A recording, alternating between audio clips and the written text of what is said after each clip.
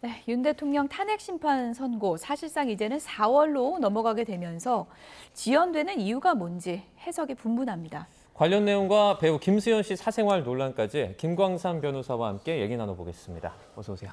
네. 이제 달력이 4월로 넘어가게 되면서 이렇게 되면 정말 날짜가 이제 몇 개 없는데 이런 생각이 들더라고요. 우리가 처음에 탄핵 소추가 가결되고 예. 그다음에 이제 심판하고 더군다나 이제 탄핵 심판도 굉장히 신속하게 이루어졌잖아요. 그리고 헌법재판소에서 가장 우선적으로 하겠다 이렇게 공식적으로 얘기를 했는데 이제 결과를 이제 보면 4월이 왔습니다. 그런데 이제 과연 4월도 뭐 제가 볼 때는 뭐 이전부터 전문가들도 마찬가지고 이미선 문영배 재판관이 퇴임하는 4월 18일이라고 계속적으로 얘기해왔는데 마지노선이 근데 그것도 이제 장담할 수 없는 상황이 된 것 같아요. 결과적으로 따지면 다음 주 정도는 꼭 선고가 될 가능성이 크지 않냐 이런 예측을 하고 있지만 그것도 이제는 우리가 이제 확신 있게 얘기할 수 없는 그런 상황이 됐다고 봅니다.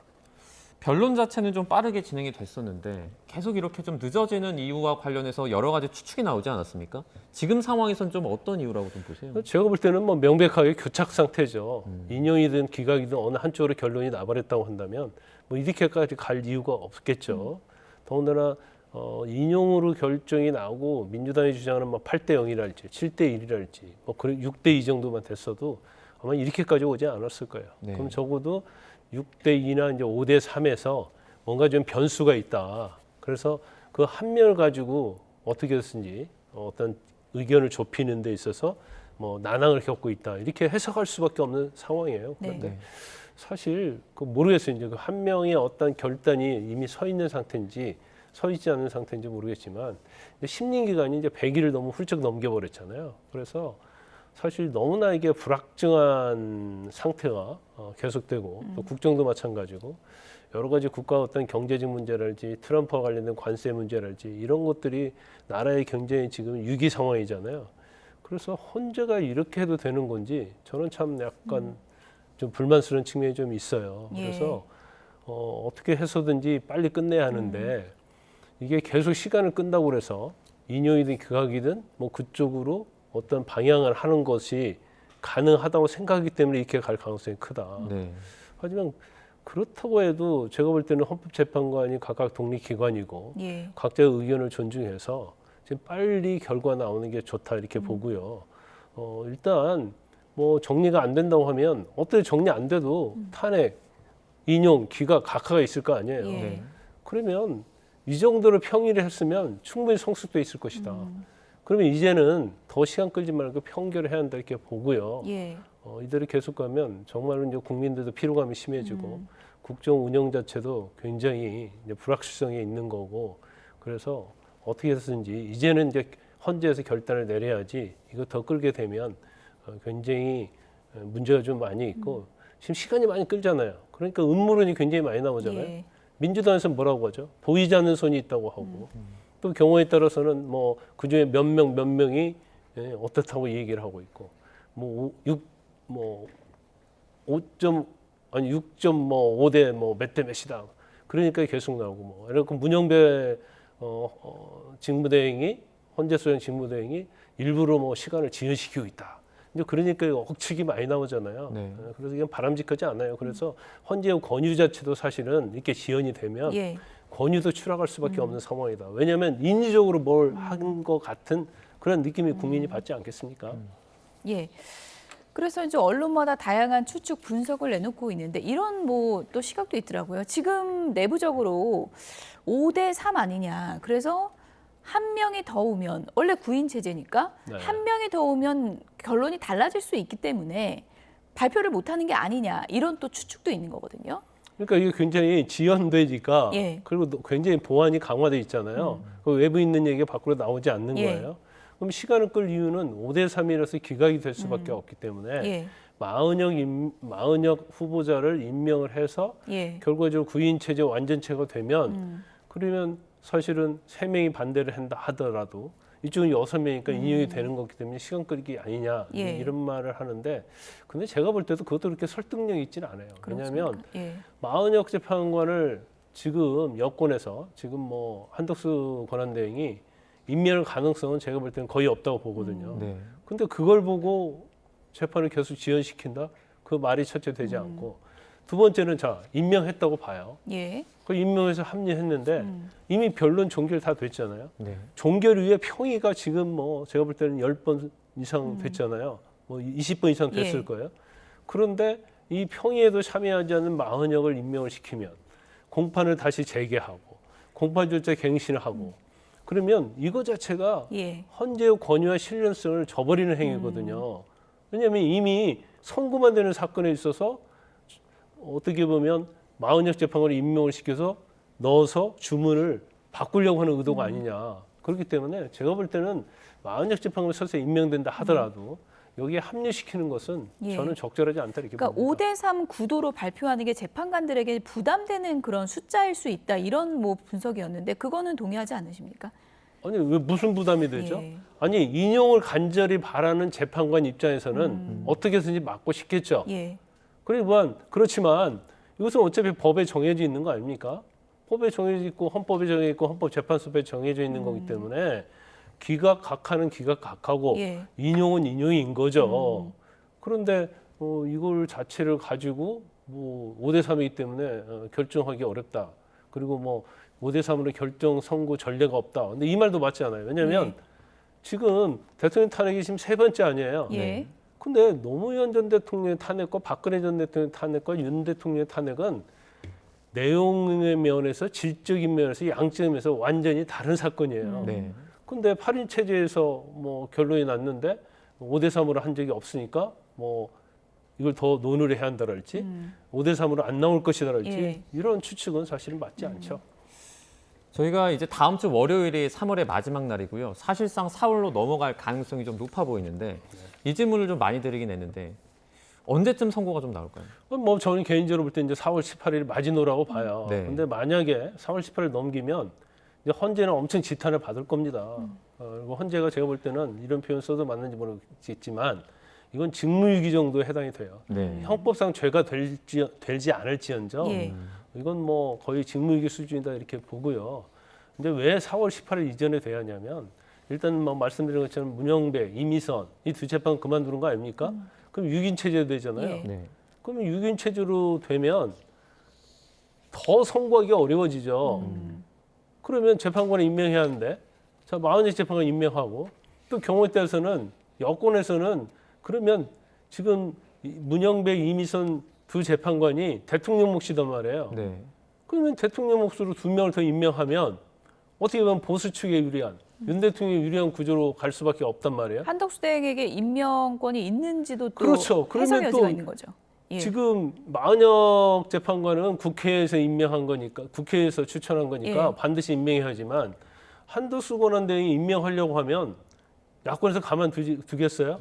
바로 탄핵해버리겠죠. 예. 그래서 4월 18일 넘기면 이건 대한민국은 완전 혼란한 상태에 빠지게 될 수밖에 없다. 그 혼란한 상태에 빠지게 되면 그 책임은 헌법재판소에 있는 겁니다.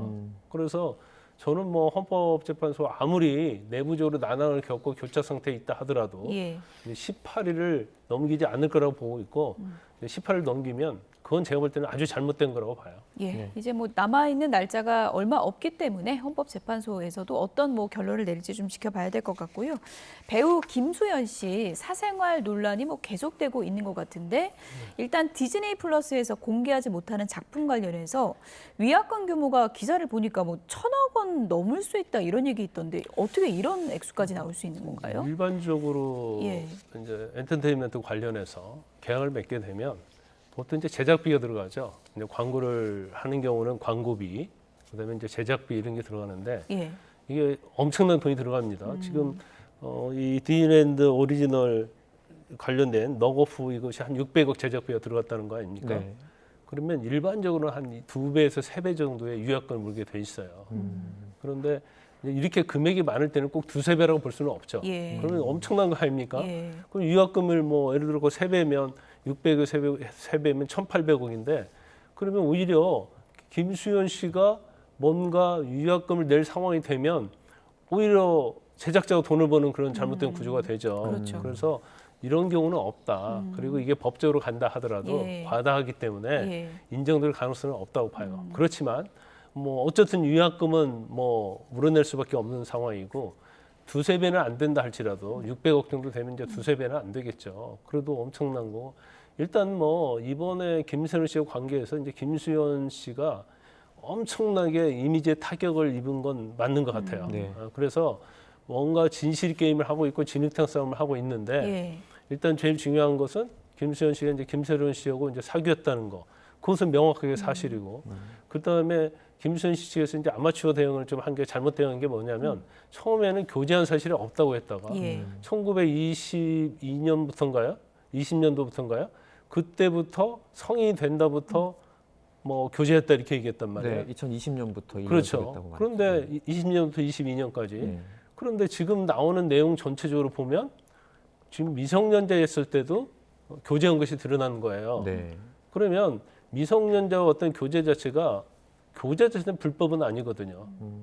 그리고 어떤 스킨십이랄지 어떤 성적인 접촉이 있었다 하더라도 그 당시는 이건 법적으로 처벌이 안 돼요. 예. 왜냐하면 2020년 5월부터 16세 미만의 여성하고 청소년하고 뭐 서로 좋아서 성관계를 했다랄지 예. 아니면 스킨십을 해도 그건 다 성범죄가 됐거든요. 예. 근데 일단 김수현 씨는 형사상 처벌에 있어서는 처벌 대상은 되지 않습니다. 그런데 본인이 지금 나오는 내용은 일단 처음에 교제한 적 없다. 성인 돼서 교제했다. 근데 지금 카톡 같은 내용 보면 지금 뭐 16세, 17세 때도 만났다는 내용이 거의 드러나고 있잖아요. 이건 부인할 수 없을 그 거예요. 부분에 대해서는 김수현 씨 측이 공식 입장은 밝히진 않았습니다. 그렇죠. 예. 근데 저 부분은 제가 볼 때는 밝히기 어려울 거고 인정할 수밖에 없는 예. 그런 상황이라고 보거든요. 그래서 일단 본인이 처음부터 쿨하게 아 그때 사귀었다. 그렇지만 서로 좋아하는 사이였고 아무런 문제가 없었고 언제 이별을 했었다. 그다음에 그 이후에는 서로의 연락 같은 게 없었다. 이렇게 명확하게 밝혔으면 이렇게까지 가지 않았을 가능성이 큰데 아마 뭐 대응 등을 좀 잘못했고 또 소속사도 마찬가지로 이제 그러다 보니까 이제 한 가지가 거짓말하면 마치 다른 것도 거짓말처럼 예. 대중은 느낄 수밖에 없는 거거든요. 근데 그런 면에서 제가 볼 때는 대응을 좀 잘못하고 있다 이렇게 봅니다. 네. 고 김세론 씨 유족이 이제 그 김세론 씨 관련 영상을 지금도 계속 올리고 있는 연예 유튜버를 추가로 또 고발을 했습니다. 고소를 했는데요. 처음에 이제 스토킹 혐의 고소와 함께 잠정 조치를 요구했다고 하는데 그 잠정 조치라는 게 어떤 걸 좀 의미합니까? 그 잠정 조치는 스토킹 처벌법에 있는 규정인데 네. 스토킹을 계속적으로 하잖아요. 반복적으로 하는데 굉장히 그거 인해서 재발의 위험성이 있는 경우에는 경찰이 잠정 조치 신청을 하고 이제 법원에서 승인을 하면 네. 잠정 조치에 들어가는데 한 4가지 유형이 있죠. 이제 처음에는 그렇게 중하지 않으면 이제 서면 경고하고요. 네. 그다음에 뭐 긴급으로 응급 조치할 수 있고, 그다음에 응급 조치하고, 그다음에 이제 마지막 단계 제일 강한 게 구금할 수가 있어요. 예.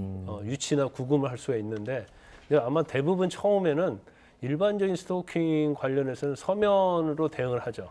서면으로 그렇게 뭐 아주 급박한 상황이 아니면. 예. 그래서 이제 사전에 일단 경찰이 응급 조치하고 그다음에 검사를 통해서 법원에서 승인을 받는 경우도 있지만 네. 아마 제가 볼 때는 뭐 어떤 재발이 어떤 신체적에 대한 그런 스토킹이 아니기 때문에 서면 정도에 의해 잠정 조치가 이루어질 가능성이 크다 이렇게 봅니다. 어쨌든 이제 본질적인 건 고 김세론 씨와 김수현 씨 측의 이제 관계, 그 서로 간의 그 양측 간의 이제 공방에서 이제 비롯된 거고, 어제 이제 김세론 씨 유족 측에서 기자회견을 열면서 두 사람 간에 이제 오갔던 뭐 카카오톡 메시지를 이제 공개하기도 했습니다. 저희가 뭐 내용을 세세히 읽진 않겠지만 김세론 씨가 미성년자였던 시절에도 연인 관계였다는 것을 입증하겠다라는 취지로 유족 측에서 이제 밝힌 내용이고요. 그리고 김세론 씨가 김수현 씨에게 남긴 것으로 추정되는 이제 자필 편지 내용도 이제 공개했습니다. 김수현 씨를 뭐 향한 김세론 씨의 이제 마음을 표현했다고 하는데 저희가 이제 그것도 그래픽으로 좀 준비했는데 보여주시면 좋을 것 같습니다. 그런 내용 이제 김수현 씨에게 직접 이제 전달은 안 된 것 같은 그런 편지인데요. 이런 것을 이제 공개하면서 김세론 씨 측도 이제 이게 더 이상 논란이 되지 않았으면 좋겠다라는 이제 입장을 밝혔는데 김수현 씨 측에서 이제 초기 대응이 좀 아쉬웠다라고 이제 표현을 해주셨잖아요. 네. 지금 이렇게 김세론 씨 측에서 이런 정황이 담긴 메시지 같은 것을 공개하는 이 상황에서 김수현 씨 측에서 좀 어떤 추후 대응이 좀 필요하다고 보십니까? 저는 제일 예. 중요한 것은요. 솔직한 이야기를 하는 거죠. 솔직하게. 예. 이게 뭘 숨기려고 하니까 뭐가 계속 나오잖아요. 그러면서 마치 부도덕한 사람처럼 그런 이미지를 스스로 형성하게 되는 거예요. 물론 뭐 제가 뭐 볼 때도 유족 측이 잘했느냐, 김수현 측이 잘했느냐 이 부분은 뭐 제가 논외로 하겠어요. 예. 왜냐하면 거기에 대해서는 뭐 양쪽에 대해서 서로 비판적 시각을 가진 사람이 있고 의견이 충분히 예. 다를 수 있으니까.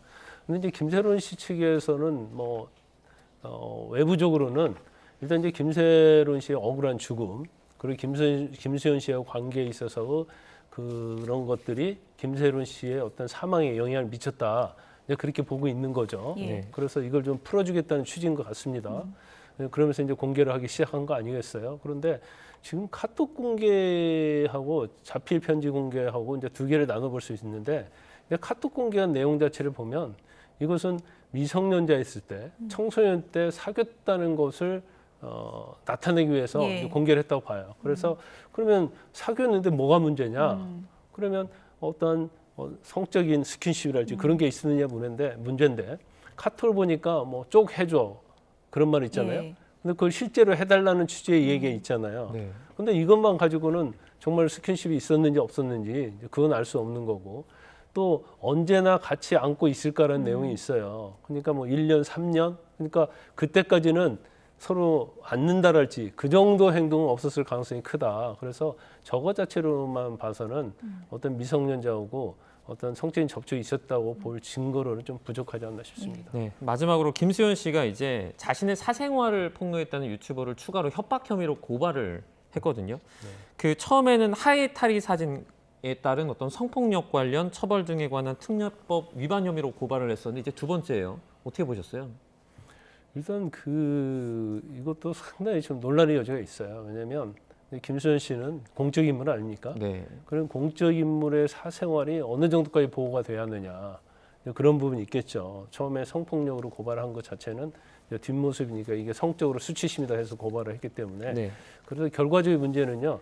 김수현 씨가 얼마나 공적 인물로서 참아낼 수 있는 범위가 어디까지냐. 예. 그거에 따라서 유법성 여부 판단이 결정이 될 겁니다. 네. 뭐 추가 폭로전이 진흙탕 싸움으로 가지 않았으면 하는 생각이 드네요. 지금까지 김광삼 변호사였습니다. 고맙습니다. 고맙습니다.